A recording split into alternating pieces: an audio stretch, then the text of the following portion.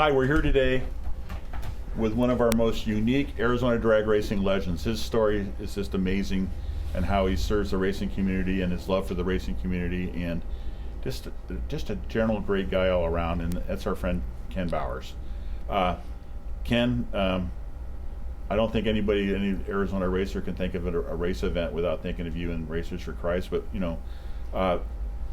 it had to come, your passion to get close to racing, and I mean, when did you first, when I know that you've served the Lord your entire life, and done it in a great way, but when did you first cross over from, said, there's a lot of racers that need love too, and they need, and I want to share my love of the Lord with the racers. So how did that come about? I mean, the Racers for Christ story is fantastic, but how did you get involved Well, there are cycles in it in my life. First of all, I'll tell you, my wife says to me, if somebody asks me what time it is, I'm going to tell them how to build a watch. Because I like to talk, and I love people. And that's all a part of the ingredients that I believe the Lord had in mind when I was born, and the circumstances that I was raised in, and then bringing me through all the transitions of life. And here I am in Arizona, had no idea I'd ever travel to be here, and now live the greater part of my life and the greatest part of my life here in Arizona. Anyway. What brought you to Arizona? Church work. Okay. I came to Phoenix to be on the staff of what is now the Dream Center Church in 1973. But that's way ahead of the story. Let's go back to the beginning, if you don't mind. Go ahead. I don't know who you could have in the interview that can say that they were born in the same house that their mother was born in. That's me. My grandparents were sharecroppers on Opequon Farm back in Williamsport, Maryland. The farm was pillaged after Gettysburg by the South retreating from Gettysburg to get back to Virginia. Anyway, I was born there during World War II. One of 4 boys. There's only 2 of us left now. And I was able to drive very early in life. I learned to drive a John Deere tractor because it didn't have a foot clutch. It had a hand clutch, and I could drive it when I was about 8 years old. And I was plowing corn when I was about 9 or 10 years old, probably. But anyway, we had an old 36 Ford that was handed down from family member to family member, and that's one of the cars I learned to drive on that had doors.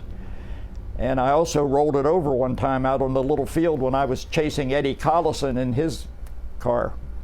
But that was the beginning of me being involved in cars. I bought a 53 Olds when I first got a driver license, and I decided that I was going to try to hop it up. Drag racing was becoming popular, and I spent a little bit of time at Mason-Dixon Dragway in Hagerstown, Maryland. That's where I met people like Dave Strickler and Bud Fauble and all that kind of thing.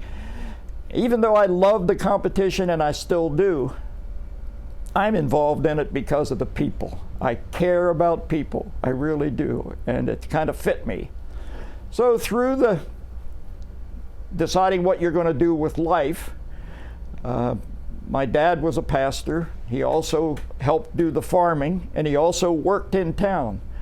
I don't know what it is to slow down, because if I remember, I'm trying to keep up with what my dad did. He just kept going. And I can remember many of the times I had bedside experiences with him when on Saturday night, he'd have so many other responsibilities, but he'd say, "Kenny, you want to go along? I need to make some hospital calls."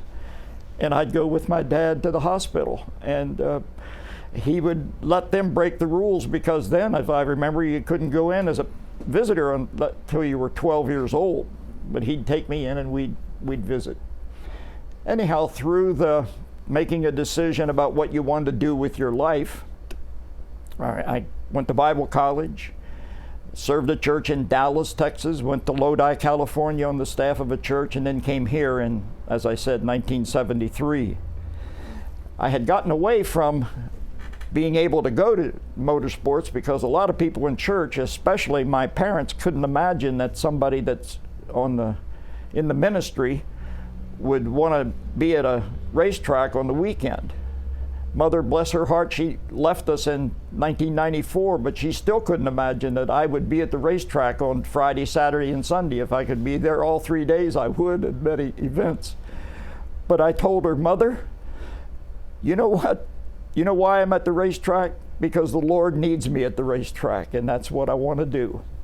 Anyhow, I came to Phoenix in '73, had been away from motorsports, didn't get to go to Beeline very much because of my responsibilities at church. Then I left church staff in '78, went a few times, but then the track closed down. So along comes 1983, and I hear there's a drag strip that's being built not too far from where we live. We've lived in Tempe since '77. That's a long time, but anyway, I made my way to Firebird, and I mentioned a little bit a couple minutes ago, I have never missed an NHRA event at Firebird. So you made your way there originally just as a spectator? And yes, just because I enjoyed motorsports and got to know the people, and I heard all the names and that kind of thing. Well, along about let's see, the track opened in '83, the Fall Nationals started in '88, and in 1989, if my memory's correct, a couple from Tucson got in touch with Charlie at Firebird. Charlie Allen, and I think that's how this came about. I could document it, but Charlie said, well, Ken Bowers is a minister, and maybe he'd be interested in doing it. Well, I met with the couple, and we did a wedding at the back of Bob Glidden's trailer up on the pit. And we're there at the back of the trailer, and I officiated the wedding and married him, and God bless him and have a great life. And a couple minutes later, Ken Owen came up to me and started talking about, Ken, didn't I know you in California? I said, yeah, you were on the staff in San Jose, and I was at Century Church in Lodi, California in '71, '2, and '3, and then came here. He said, we only have one chaplain for Racers for Christ in Arizona, and he's kind of part-time. And so he said, would you be interested? So we talked a little bit, and that opened the door.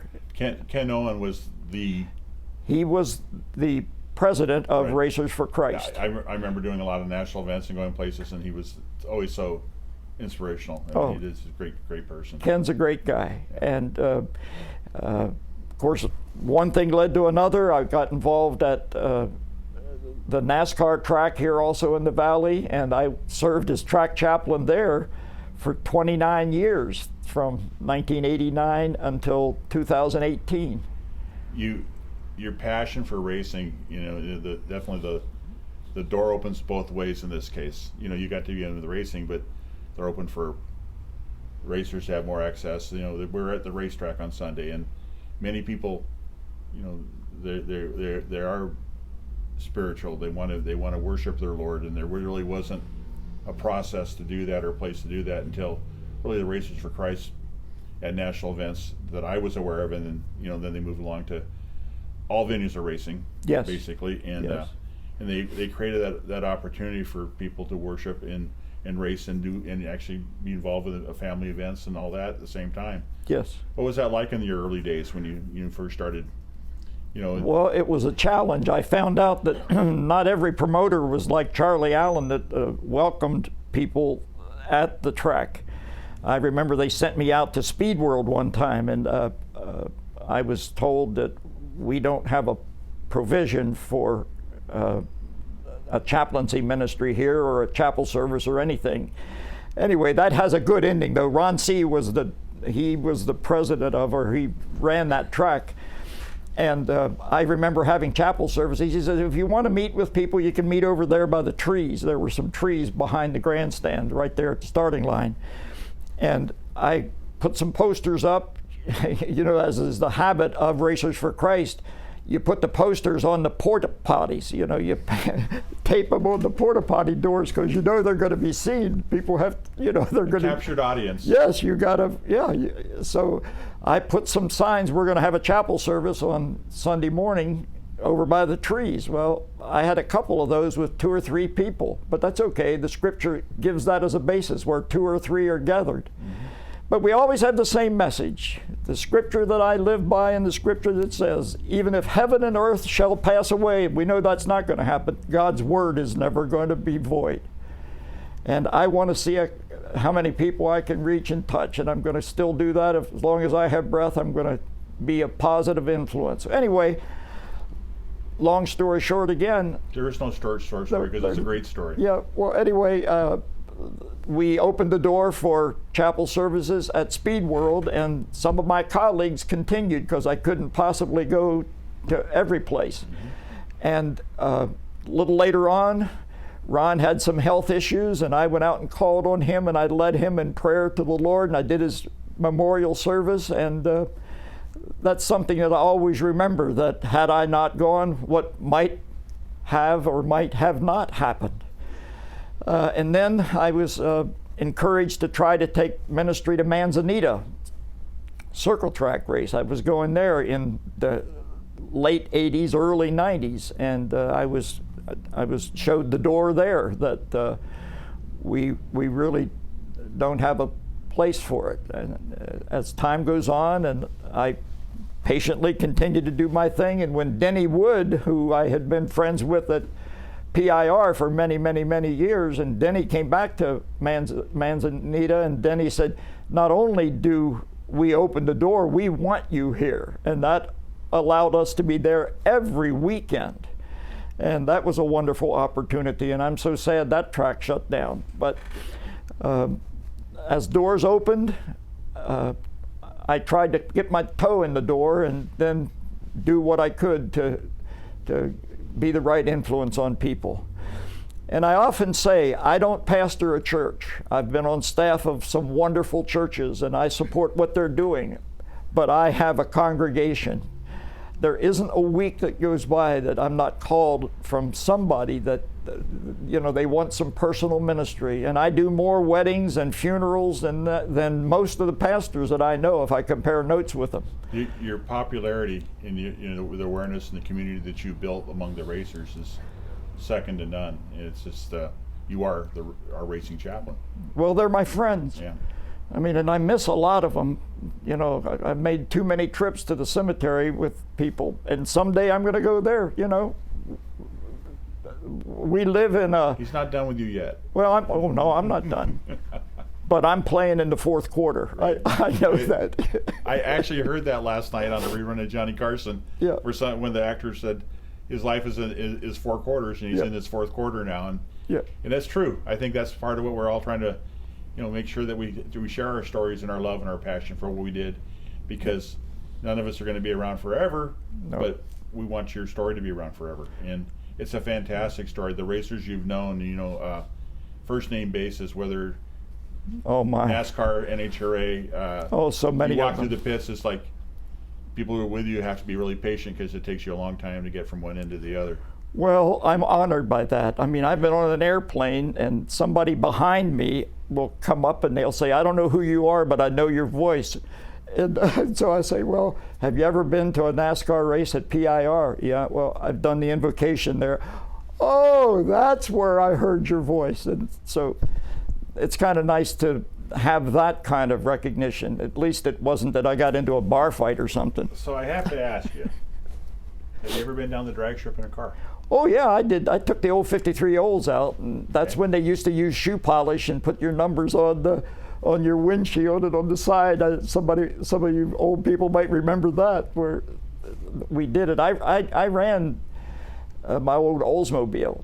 Incidentally, my mom kind of got word that I was taking that Olds to the drag strip, and she said, what kind of influence is that? So I got the idea from seeing people beginning to put graphics on cars, that there was this product that you used to use to wash surfaces. I think it's still made, called Mr. Clean. And it had this bald-headed guy with his arms raised like that. I had a guy paint that behind the front wheels on my old Oldsmobile, and that car was Mr. Clean.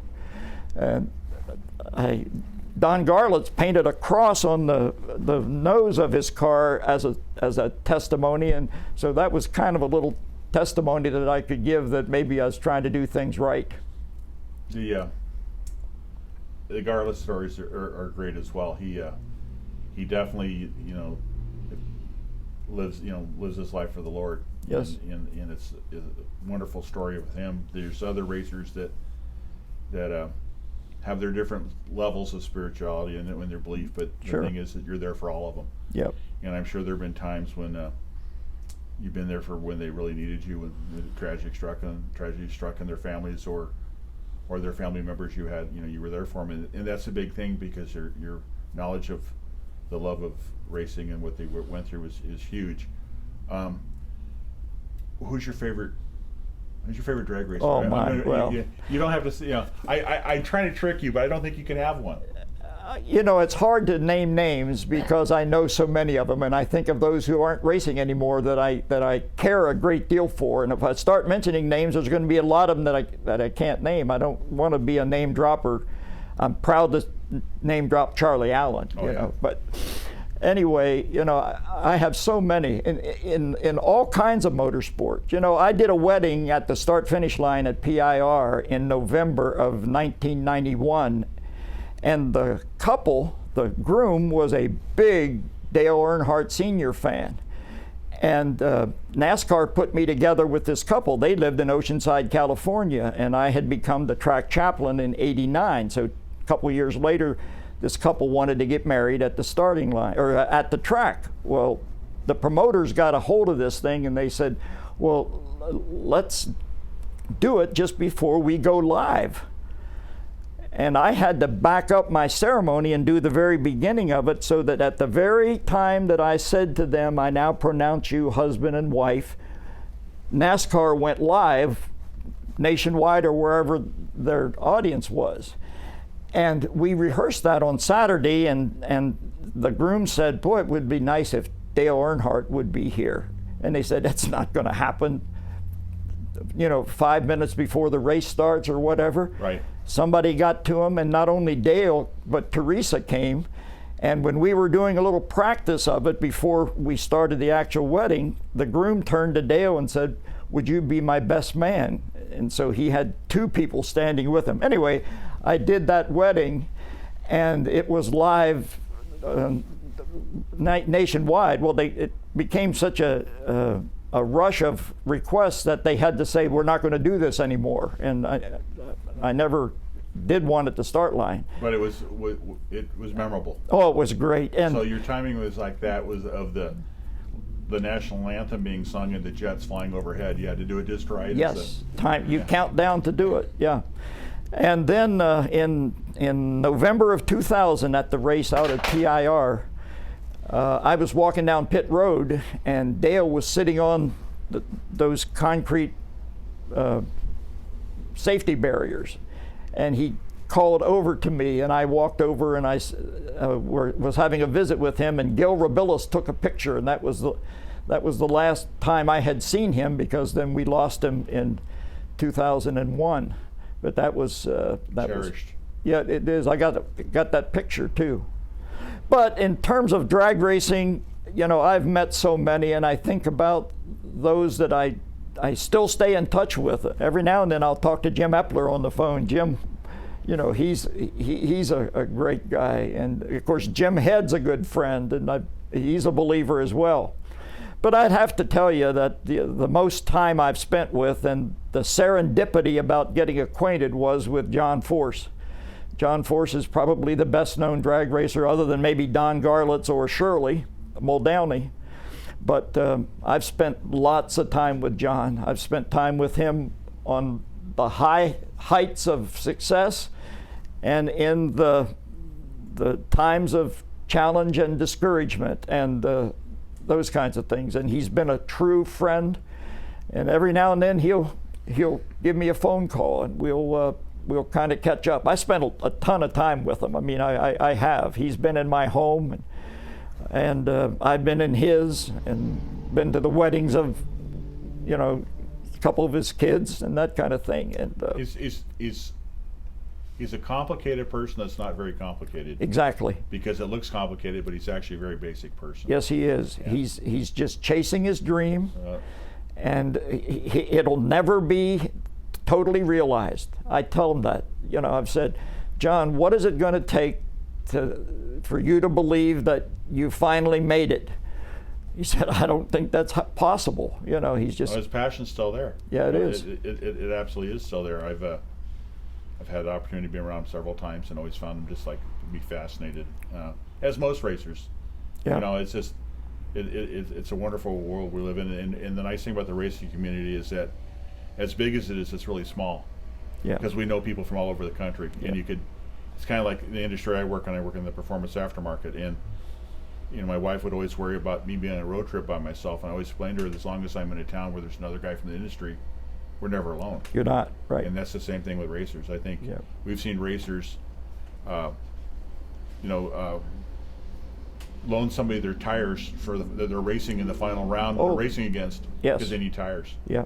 And James Warren did that for Garlitz, I think, one year at U.S. Nationals, and later on in life he was asked, what's your biggest regret? And he goes, loaning Garlitz those tires. Yeah. Yeah. By kidding, of course. Yeah. But that's how I think overall our sport is. I think it's very, very altruistic. People pay it for it all the time. It's something that's just been it's a great thing to live, and that's not, you know, not just drag racing, and all forms of racing are that way.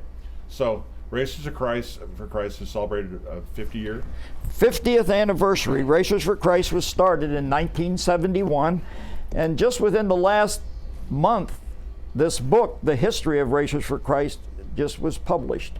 And I'm honored that I'm mentioned here in one of the chapters about some of the work that I've done and a couple of things that I referred to. 50 years of fuel for the soul, Racers for Christ. And our headquarters is right here in Tempe, right on Baseline Road. I was on the board of RFC in the 90s, and it was during that time that the headquarters was moved from San Dimas to Chandler for quite a while, and now we are in the headquarters right in Tempe. I wasn't aware of that. That's fantastic. Another Arizona legend. You know, Well, basically what, you know, it's that's great. The in the 50 years, you know, you met a lot of great people, and one of the local racers that stand on my mind that was really dedicated to the Lord, and there are many of them, and it's hard to say one, but yeah, sure. The story that comes to mind is Trip Shoemake. Oh yeah, Trip And, was you know, Trip was a guy that we back in the 80s we used to run Comp Eliminator, and I'd see him at some national events in the Southwest where we go, and I remember one time he was also the youth minister at North Phoenix Baptist Church, I believe. Yes, he and Susie had a youth group there, yeah. And he was there, and he was racing, but he felt bad because he wasn't at church, and I said, maybe this is how the Lord's calling you, is to be here, because he was a funny guy and he was tenacious, but he was a good Christian. Yep. And he didn't do anything to embarrass anybody. Yep. And the racing world's full of people like that, and we have such a short time to enjoy their presence with us here, but it has to fulfill your heart's got to be really fulfilled, because you know many people like that, and it's like it's so easy in this day and age for people to point and, you know, exclude people or be, you know, washed out, you know, woke and washed out of things. Right. And I think it's more important now that people, you and your colleagues, continue to do what you do and bring people closer to the Lord, and we certainly appreciate everything that you've done. Is there, what are your, you know, I know that over the years your thing, your gig that kept you so you could do all the other stuff, you've worked for some great car dealerships in town. Oh, wow, yes. And we lost one of your heroes just recently, or your from Bidoff. Yes. And you always tell good stories about working for that company. They must have really worked around you and worked with you and supported what you've done, what your beliefs were. I've enjoyed so much. I've been 43 years in the car business, and I've still got customers that I started in 1978, that I started selling them cars. Just this past week I sold a car to a couple that I began selling them in 78, and they bought every car that they've had since that time. So you're at Coulter Tempe now? I'm at Coulter Tempe now, yes. And if you want white glove service, and we don't do advertising in these things. No, I understand. I'm not doing any commercials. But I'm doing the advertising because Yeah. I believe in you, and I believe that. Thank you. You're every time you develop these relationships with people, because nobody likes buying a car. It's the worst. there's always the biggest doubt when you walk out the door. Did I get this? Did I get that? And I know how long you've been doing it, and I know the people that come back to you always get the great white glove treatment. Thank you. And, I try to make it memorable. I try to make it enjoyable. I try to make the customer comfortable. I can tell them, I'm not going to. You're not going to be the first person I'm going to tell something that I know isn't true. And I'm there to make a living. If somebody tells you they're going to sell you a car and they're not going to try to make money at it, don't believe anything else they say. So, full disclosure. It is, But, more importantly is the fact that I care about people, Chris. I really do. I've got so many wonderful, wonderful friends. I've got stories that you don't have enough. I don't know. There's no videotape, but I could talk this camera till it falls over just about. But anyway, and all the stories are fantastic. Is there anything? You've been married for how long? 54 years next month. And your beautiful bride has stood by your side the whole time. And, yes. And we know that she's had some challenges. She's got health issues. She's been suffering from multiple myeloma since 2012, and she's what I call a warrior. I just can't believe her tenacity. She's been working for 60 years. She started working for the federal government in 1971. No, I'm sorry, 61. Forgive me. It's easy to lose 10 years when you get old. But she was graduated high school in 61, went to work at Fort Lee, Virginia for the Department of Defense. And she's now been with Drug Enforcement Administration. I'm not supposed to say that, but she's been with DEA for 31 years. And she's getting near the reality that she might ought to take it a little bit easier. But she served, and she loves her passion for what she does, because she certainly could have walked away from that. Oh, she could. And her doctor, though, tells me one of her doctors that has also been one of Charlie's doctors. Norma had a wonderful visit with her yesterday, and she said that this doctor has said to me, if Norma wants to keep working, you let her keep working, because I'm convinced that that's one of the motivating factors to keep her going. Well, so, anyway. She keeps you going, and she's the one that completes you, as the movie said. But I really believe that. I think she's a wonderful lady. Yes, she is. We're all blessed for her being, for all us people, whether male or female, usually there's somebody, a spouse, that's actually fully supports what we do. And we have successes in what we do. Yep. And it doesn't work if you don't have somebody pulling the same side of the yoke as you are. So, right. It's been really a true blessing to have you here today. We hope to see you going on forever and ever and ever. I got the chance to see this last weekend. I was at a SEMA event in Las Vegas, and Ed Eskandarian was there, 100 years old. Yep. And we all stood up in the room, and they had put cupcakes in the room with candles on it. And so at the right time, we all lifted candles up with cupcakes with the candles and sang happy birthday to him. And that man looked like he was 15 years old. He was so giddy. Yep. And there's a guy that just lives on, and has such a great story about the spirit of our racing and who we are. And I look at that energy in other people. I asked him that, is it going to be, we do this again in 10 years? He goes, I'll do my best. Yeah, and I know he'll try. Right. But keep going after it. Keep doing what you do. You make a big difference in people's lives. I'm going to keep trying. I try to be honest with myself and point people in the right direction.